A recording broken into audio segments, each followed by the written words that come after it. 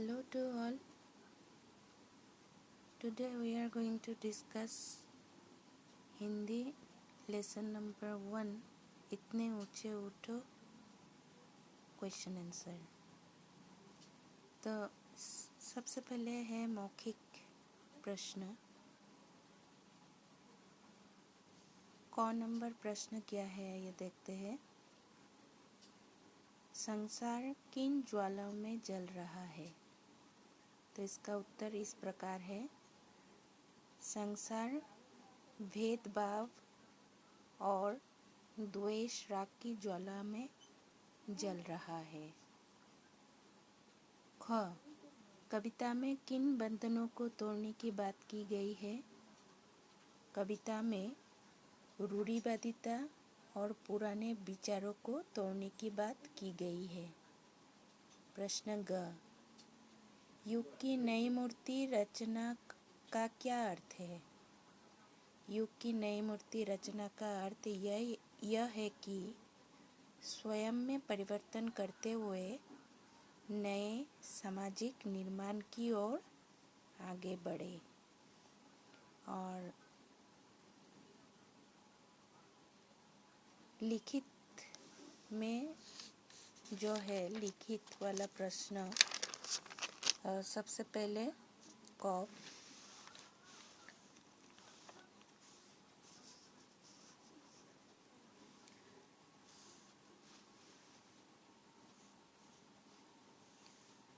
ज्वाला से जलते जग में मलय पवन की तरह बहने का क्या तात्पर्य है?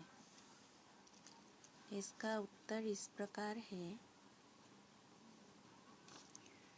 ज्वालाओं से जलते जग में मलय पवन की तरह बहने का तात्पर्य यह है कि जहाँ पर घृणा हो, जहाँ पर द्वेष हो, वहाँ पर हमें शांति और प्यार से व्यवहार करना चाहिए और इसका प्रचार प्रसार करना चाहिए। प्रश्न ख, मौलिकता और सृजन का क्या संबंध है? मौलिकता का मतलब होता है मूल और सृजन का मतलब होता है निर्माण। तो किसी का नकल या अनुसरण करके हम उसकी अनुकृति बना सकते हैं, किंतु वो रचना जिसका सब अनुसरण करे यह केवल मौलिक विचारों द्वारा ही संभव है। प्रश्न ग, कवि अतीत से किस पोषक को लेने की बात कह रहा है? कवि अतीत से किस पोषक को लेने की बात कह रहा है? इसका उत्तर है, कवि अतीत से शिक्षा लेते हुए उन्नति की और आगे बढ़ने के लिए कह रहा है। प्रश्न घ, समाज में परिवर्तन कैसे आएगा? इसका उत्तर, जब हम स्वयं को परिवर्तन करेंगे और उसके परिणाम स्वरूप जो दूसरे लोगों में परिवर्तन आएगा, धीरे धीरे यही समाज को सकारात्मक की ओर ले जाएगा। उसके बाद है आशय स्पष्ट कीजिए। सिंचित करो धरा समता की भाव वृष्टि से। तो आशय स्पष्ट कीजिए में इस पंक्ति का आशय यह है कि इस तरह से लिखना होगा। आशय स्पष्ट कीजिए। प्रस्तुत पंक्तियाँ हमारी पाठ्यपुस्तक गुंजन से ली गई है और इस कविता का शीर्षक इतने ऊंचे उठो है। इस कविता के कवि श्री द्वारिका प्रसाद माहेश्वरी है। धरती पर कोई छोटे बड़े, काले गोरे, जाति पाति आदि का भेद ना रहे, सब एक दूसरे को समान भाव से देखे। इसका अर्थ यही है। जीर्ण शीर्ण का मोह मृत्यु का द्योतक है।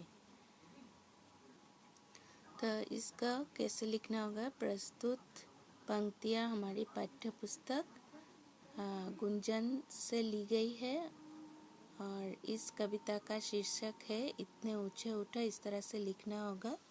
और उसके बाद आप लिखिए, पुराने का मोह प्रगति में बाधक है।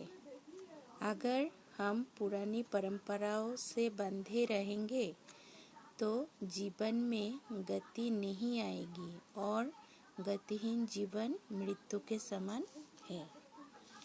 तो ये था, आशय स्पष्ट कीजिए। उसके बाद है पठित पद्यांश पढ़कर प्रश्न के उत्तर दीजिए। यहाँ पर एक पद्यांश दिया है, ये आपके बुक में होगा। इसका प्रश्न उत्तर मैं बोल दे रही हूँ। इन पंक्तियों में हम किसके लिए आया है? इन पंक्तियों में हम सब के लिए आया है। किस चाह की बात की जा रही है? इसमें समान रूप और संभाव की दृष्टि से देखने की बात की जा रही है। सूरज चांद चांदनी तारे के साथ होने का क्या अर्थ है?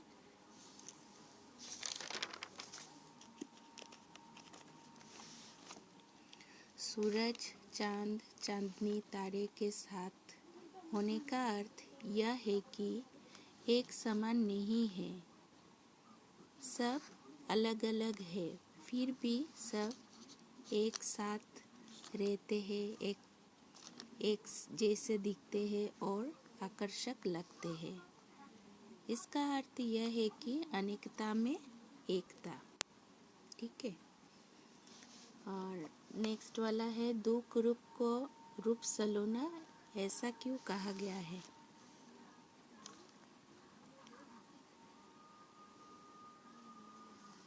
जो खराब है, जो हमारे अंदर बुराइयां है, उनको त्यागते हुए हमें सकारात्मकता और उन्नति करने की प्रयास करनी चाहिए। इसका यही तात्पर्य है। और मूल्यपरक प्रश्न है, एक साक्षात प्रभावशाली और मौलिक समाज के निर्माण के लिए आप क्या प्रयास करेंगे?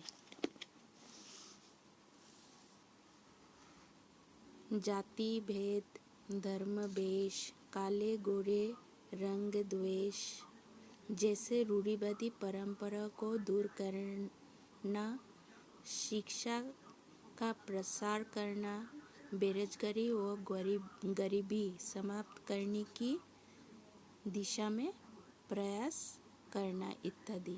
इस तरह के जाति धर्म भेद, धर्म वेश, काले गोरे रंग द्वेष, ये सब रूढ़िवादी परंपरा को तोड़ना होगा।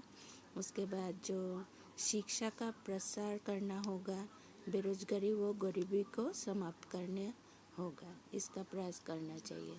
तो इसका प्रश्न उत्तर इस तरह से है और जो इसका व्याकरण अंश है वो नेक्स्ट वीडियो में आपको दे दूँगी। अगर ये वीडियो आपको अच्छा लगे तो एक लाइक ज़रूर कीजिए। धन्यवाद।